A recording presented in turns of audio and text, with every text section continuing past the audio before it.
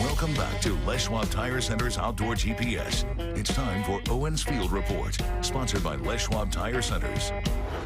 Now, our two states, they did decide to give us an extension on the main stem Columbia all the way up to 395 up in Pasco. Now, that's only through the 22nd of this month, right? So you get an extra week or so to chase Chinook on the main stem Columbia. Now, listen. They did open it all the way up, but you have to pay attention to the zones. No matter what it is, just continually go back and double check. You just never know. You need to be an attorney. But it is open right now, so the reports are still coming in very, very strong from all the likely areas. Now, the dead zone has been pretty darn good. For folks that are going out of the areas that I spend my time, there's certainly been some really good reports. Now, there's also been some reports of, people just not catching them. That's just fishing. It is what it is. You get in front of a group of fish, it's a good idea to stay in front of them. If you're trolling, in particular, if you're on the anchor, which the most consistent bite that I've been hearing of this week was on the anchor with quickfish and wobblers. All depends on the area that you're in. Deep water wobbler, shallow water quickfish. It's been Brad's killerfish, whatever it might be, mag lips, has been pretty darn productive. And what I have always loved, and a lot of my buddies, we grew up fishing just straight spinners. Some of that fishery has been pretty good as well. So certainly not over with. We got silvers that are definitely making a good showing. More silvers hooked so far this week that I've heard yet this season, and that's just going to continue to get better. After the closure on retention of Chinook, it'll get even better. Hard part at that point is finding where they're stalling out, where you can actually find those silvers to be consistent. So lots of good options, but later on when we're talking with Big Dave, we'll give you a different one, talking about more of the North Coast area, chasing those fall Chinook and silvers as well. But quickly, let's take a look at the fish counts. We will show you the 10-year average. You can see that it is starting to ramp down, hence the reason why the fishery above Bonneville has been on fire. I did get a reminder for everybody this week. Some of those winds, when you're up above Bonneville, Hood River-ish area, just to be very specific, those winds can get pretty nasty. That uphill west wind. There was a boat apparently this week when there was some serious water up there that nearly went down. So listen, chasing salmon's fun, sure, but it isn't worth putting yourself out in a situation where you're going to get yourself in trouble. It's all going to fall down to the kind of boat that you have, the conditions that you're in. So basically, just be smart about it. There's just no sense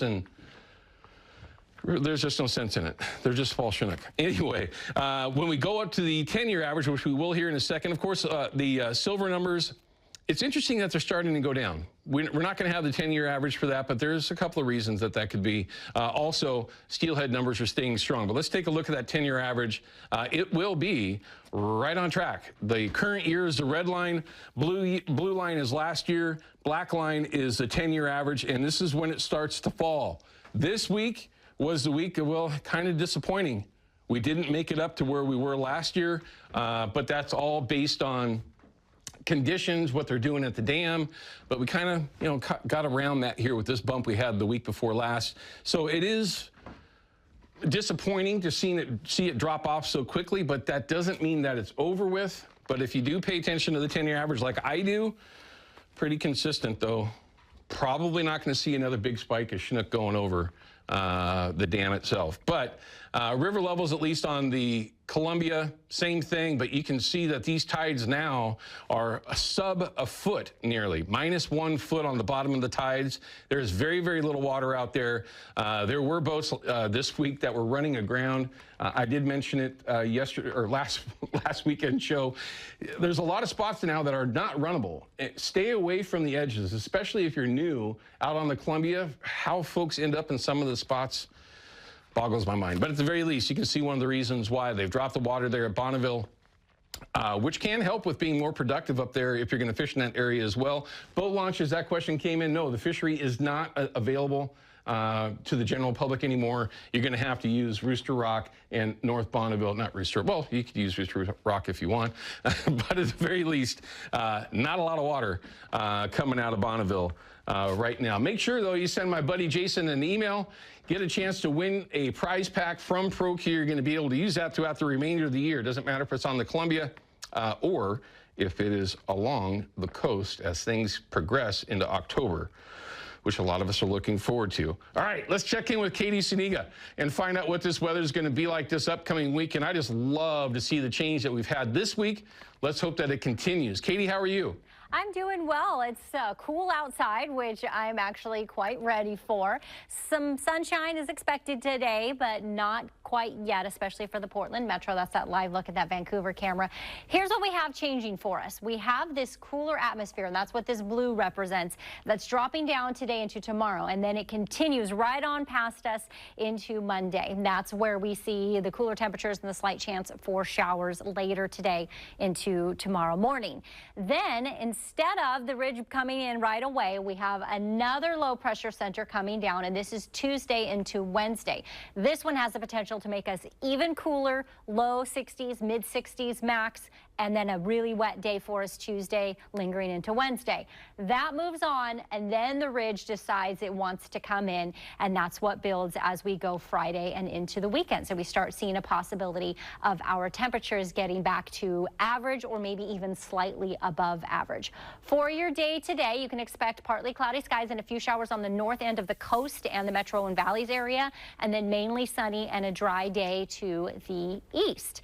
As far as the showers go, you'll see just a quick little blip of showers that comes right through till about 7 o'clock. Then that's gone. And then there where the showers basically come in, go along the coast range and then drop out. That's what you see going into tomorrow. And then that's it until the next system comes in. Not expecting much accumulation, maybe a 1/10 of an inch or maybe a little more than that. And that is for the next 3 days until we get to that Tuesday where the showers come in.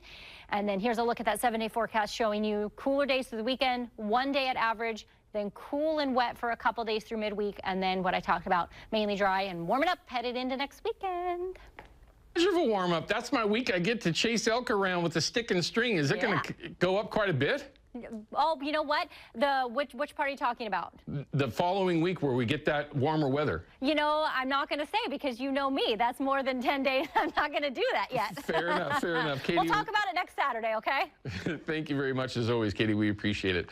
All right, we're going to go ahead and cut to a break. When we come back, I've got John Haxton here in the studio. We're going to talk about Haxton's Canvas and Upholstery, how that can actually help you get your boat set up for the following spring, or for that matter, just get something done that you've been waiting on. We'll be back with that in just a minute.